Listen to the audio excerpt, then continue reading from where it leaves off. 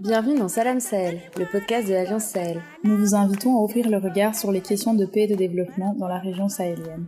Avec nos invités, à chaque épisode, nous vous proposons un autre regard sur les questions de paix et de développement au Sahel et en Afrique de l'Ouest. Maïmouna Min Salek est mauritanienne et milite pour la protection de l'environnement. Elle est présidente de l'ONG Biodiversité et directrice du village de la biodiversité de Nouakchott. Bonjour Madame Salek. Bonjour, Salam Sahel. Est-ce que vous pourriez en quelques mots nous dire qui vous êtes ? Alors, je suis une femme engagée dans la société civile mauritanienne. La Mauritanie, c'est un pays d'Afrique de l'Ouest situé entre le Maroc et le Sénégal, qui traditionnellement était toujours qualifié de trait d'union entre le Maghreb et l'Afrique subsaharienne, ce qui est l'un des secrets de sa richesse culturelle. Mais aussi au niveau naturel, la Mauritanie, c'est un point de rencontre entre deux écosystèmes différents, le Sahara et le Sahel.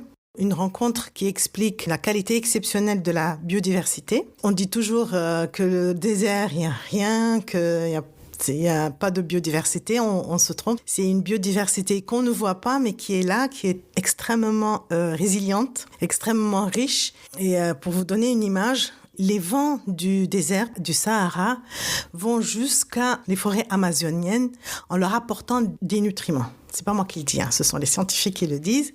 Mais aussi, les eaux mauritaniennes, c'est un point de rencontre entre les courants marins du nord et ceux du sud, ce qui donne un phénomène extraordinaire qui s'appelle l'upwelling et qui est le secret de la richesse de la biodiversité qui explique que la Mauritanie est l'une des côtes les plus poissonneuses au monde. On compte 1800 navires de pêche en permanence dans la zone économique exclusive de la Mauritanie, entre bateaux industriels, pêche côtière et pêche artisanale, pour nourrir plus de 150 pays en produits de pêche. Et aussi, c'est un lieu de rendez-vous à des centaines d'espèces, mammifères, d'oiseaux, de poissons qui viennent se nourrir, se reproduire. Par exemple, on compte plus d'1,5 million oiseaux migrateurs qui quittent l'Europe, le Canada, l'Amérique donc du Nord, en période d'hiver très très froid pour venir au Banc d'Arguin. C'est un sanctuaire de la biodiversité, le plus grand en Afrique de l'Ouest. Et ce qui fait que la Mauritanie est un laboratoire scientifique à ciel ouvert.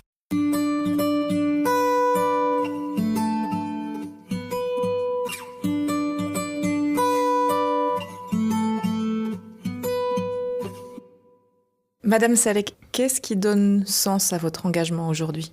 Alors, ce qui nourrit justement, c'est cette extraordinaire richesse naturelle que nous avons et culturelle, que malheureusement les Mauritaniens ne connaissent pas. Et le monde aussi ne connaît pas. Mais les Mauritaniens, c'est ça qui me fait très très mal. Et je me bats depuis que je suis en Mauritanie. Je ne suis pas née là-bas, je n'ai pas beaucoup grandi, je n'ai pas grandi là-bas. Lorsque je vois la différence entre ce qu'on apprend à l'école dans un pays du Nord et ce qu'on apprend à l'école chez moi, je dis, mais nos enfants n'apprennent absolument rien. Et ils sont en totale rupture avec leur milieu et leur environnement. Et c'est cette rupture-là qui a donné que nous sommes complètement à côté des choses essentielles de la vie. Et je me bats pour qu'on réintègre cette école de la vie, on l'intègre à l'école d'aujourd'hui et qu'on soit un peu plus conscient dans nos actions, qu'elles soient politiques, dans l'action de tous les jours, que l'écologie soit au cœur de tout cela.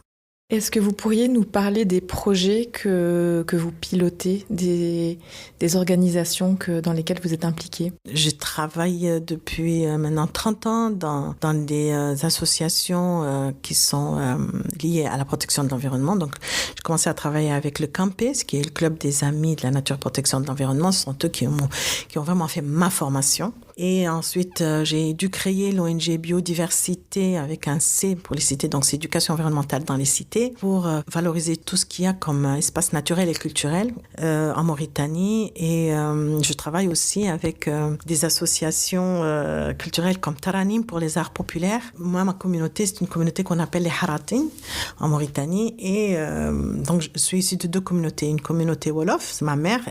Mon grand-père, il est pêcheur. Donc, c'est mon lien avec la mer. C'est un lébou.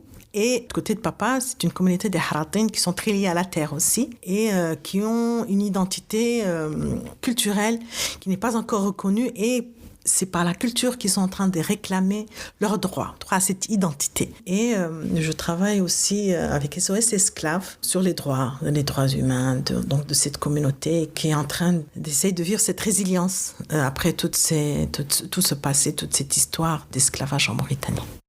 Vous venez de nous parler de culture. Quel est le lien entre la culture et l'environnement en Mauritanie et comment ces deux dimensions s'entraident ?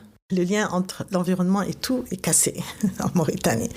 Donc, on n'a pas conscience de la présence de l'environnement dans notre quotidien, dans ce que nous mangeons, dans ce que nous portons, dans ce que nous respirons, dans notre milieu et dans notre culture. Alors que l'environnement faisait partie de notre culture. Là, on est en totale rupture. Les problèmes que nous avons du point de vue mondial, c'est lié à l'industrialisation. C'est vraiment la culture de l'industrialisation qui est à fond, que nous voyons partout, qui impacte toute notre façon d'être et de vivre, de produire, de réfléchir, etc. Ce revirement culturel, je pense qu'on a besoin de nous retrouver, de retrouver notre culture, nos vraies cultures qu'on appelle autochtones chez vous. C'est le savoir local, c'est vrai qu'on a besoin de sciences, mais aussi on a besoin de savoirs locaux. Et cette culture-là, de réapprendre et d'utiliser aussi la culture, le cinéma, d'utiliser la musique, le théâtre, l'art pour aussi véhiculer les messages que nous avons envie de partager. Je crois que c'est important et les jeunes ont capté ça. Et ils sont beaucoup plus sensibles aussi à toutes ces manifestations culturelles par la culture et l'art à nos messages. Est-ce que vous avez des exemples concrets à nous partager ? On travaille beaucoup avec les populations, avec les écoles aussi, avec les jeunes. Ce qu'on cherche, c'est la mobilisation, c'est l'action. Lorsqu'on vient faire une séance de sensibilisation, par exemple, on passe par le cinéma pour créer des émotions et ça marche très très bien. Tout de suite, on sent l'appel et les jeunes, ils sont dans l'action. Qu'est-ce qu'on peut faire ? Qu'est-ce qu'on doit faire ? C'est quelque chose d'extraordinaire. Quand on voit que lorsqu'on a projeté, par exemple, quelque chose sur l'intérêt des arbres, parce que c'est vraiment un vrai problème en Mauritanie.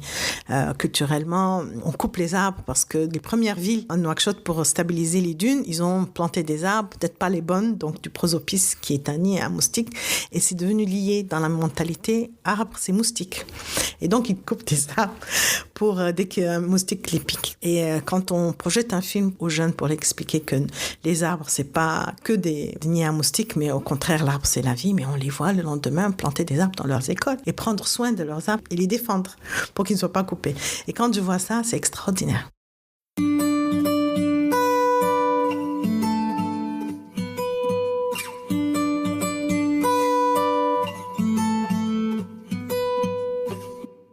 Quels sont les impacts du changement climatique en Mauritanie aujourd'hui ? Moi, si je parle d'impact, c'est depuis les années 70 que la Mauritanie est impactée par les grandes sécheresses. Et ces grandes sécheresses ont bouleversé tout ce qui est politique, tout ce qui est géopolitique, tout ce qui est histoire, tout ce qui est culture, tout ce qui est comportement. La Mauritanie vivait du pastoralisme, donc de l'élevage et du pâturage. Et tout à coup, donc les grandes sécheresses ont décimé les troupeaux, les bêtes et décimé les humains. Donc c'était la grande famine et il n'y avait plus rien dans les villes, les villages, les oasis. Et c'était catastrophique et donc tout le monde s'est rué vers les grandes villes côtières qui n'étaient pas du tout adaptées pour accueillir autant de population. Donc c'était des villes naissantes. Donc il y avait 10 ans de vie, 15 ans qui venaient de naître. Aucune infrastructure. Ce qui a fait que depuis cet exode rural qu'on appelait exode rural, aujourd'hui c'est migration climatique. Donc depuis ces mouvements-là, on vit dans l'urgence. Donc toutes les politiques de développement, tout ce qui est imprégné dans nos politiques, c'est travailler dans l'urgence. Et ça continue. Donc depuis les années 70, on vit dans cette mouvance. Les gens qui quittent les villes, les villages, qui quittent le pays, nous sommes 4 millions. Complètement dispersés sur tout le territoire national, des nomades en fait. Ils n'ont aucune culture des villes. C'est une rupture totale avec leur mode de vie. Ils ne savent pas comment on vit en ville et les villes ne sont pas prêtes pour les accueillir. Donc on est toujours dans cette précarité, dans cette gestion de l'urgence et c'est devenu une habitude. Est-ce que vous pourriez nous partager des exemples d'activités qui sont mises en place par les populations mauritaniennes justement pour s'adapter à cette problématique du changement climatique? Qu'est-ce que vous avez pu constater? Qu'est-ce qui vous inspire? Et qu'est-ce que le monde gagnerait à apprendre des pratiques des populations mauritaniennes? Alors, ce qui est extraordinaire, c'est qu'on a des populations qui s'adaptent très vite, qui sont résilientes. Il y a énormément de petites initiatives, ce qui donne espoir. Donc, j'ai envie de partager 2 exemples qui sont très forts, à mon sens. C'est l'exemple d'un partenariat entre un scientifique, un opérateur privé et les communautés. C'est un projet qu'on appelle chez nous Touga, qui a donné naissance à une start-up. Donc, c'est un chercheur qui a découvert l'utilité le dattier du désert. C'est une plante qui pousse partout, dans tout le Sahel, dont le fruit peut servir donc d'aliment de bétail, d'aliment humain et cosmétique. Donc, à l'intérieur de ce fruit, il y a une huile qui est comme l'argan. Ce cœur, il l'a travaillé à le rendre exploitable. Et grâce au financement de l'opérateur privé, qui a organisé des filières de femmes pour qu'elles puissent collecter cette huile au cœur pour en faire des produits extraordinaires, des savons, des huiles, etc. Et c'est une expérience réussie qui a créé de la richesse au niveau des populations de femmes très vulnérables, qui a créé de la richesse au niveau du sol. Les terres ont été régénérées parce qu'elles ont compris qu'il fallait aussi aider la nature. Donc, elles ont planté plus de dattiers du désert. Et voilà, donc tout le monde se retrouve dans ce partenariat. Et l'autre exemple que je voulais donner, c'est un exemple de gouvernance. C'est la gestion intégrée des ressources naturelles. C'est un projet qui est porté par la GIZ et qui donne aujourd'hui ses fruits.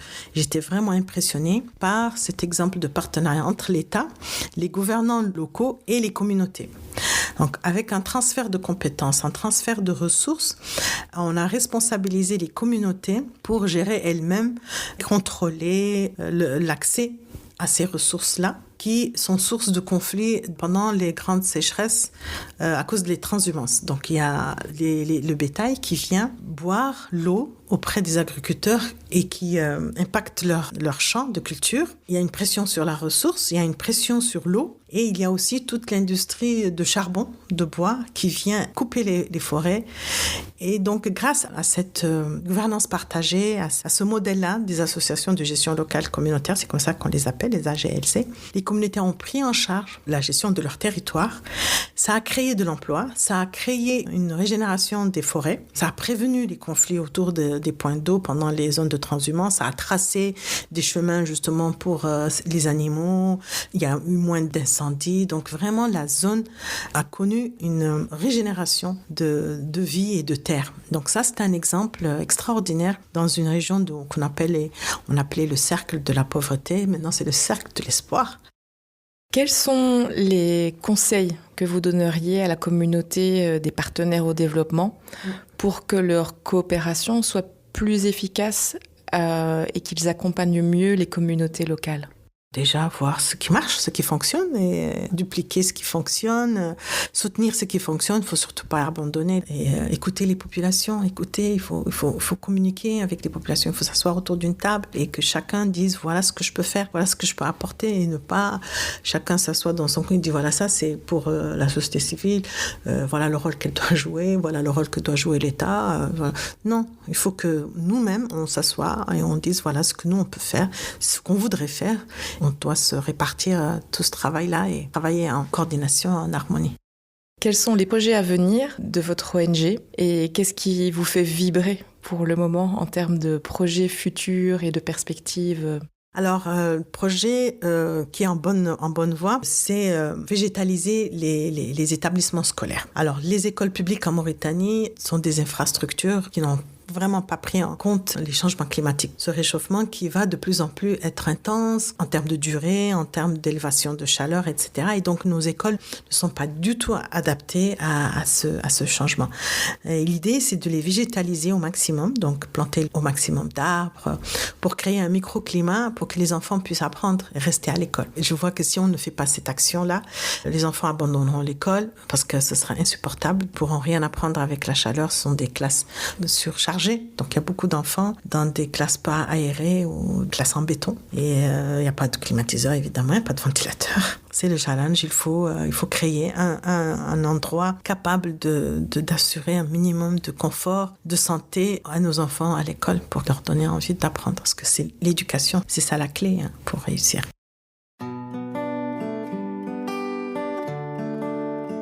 Merci pour votre écoute. Si vous avez aimé cet épisode, N'hésitez pas à le partager autour de vous. Et si vous souhaitez suivre l'actualité de l'Alliance Sahel, rejoignez-nous sur alliance-sahel.org.